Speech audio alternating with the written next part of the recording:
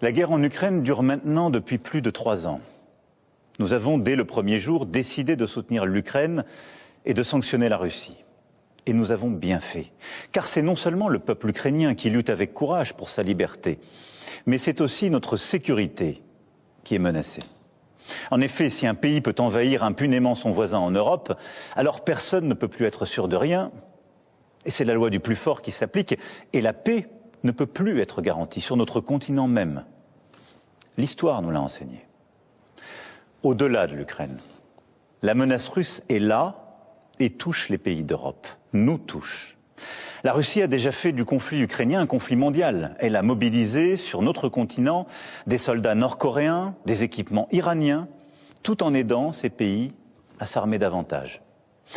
La Russie du président Poutine viole nos frontières pour assassiner des opposants, manipule les élections en Roumanie, en Moldavie. Elle organise des attaques numériques contre nos hôpitaux pour en bloquer le fonctionnement. La Russie tente de manipuler nos opinions avec des mensonges diffusés sur les réseaux sociaux. Et au fond, elle teste nos limites. Elle le fait dans les airs, en mer, dans l'espace et derrière nos écrans. Cette agressivité ne semble pas connaître de frontières.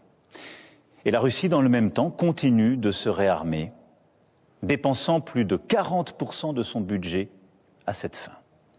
D'ici 2030, elle prévoit d'encore accroître son armée, d'avoir 300 000 soldats supplémentaires, 3 000 chars, 300 avions de chasse de plus.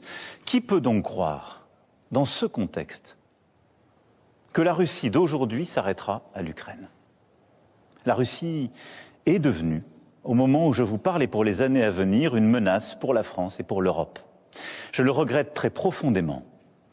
Et je suis convaincu qu'à long terme, la paix se fera sur notre continent avec une Russie redevenue apaisée et pacifique. Mais la situation que je vous décris est celle-là et nous devons faire avec.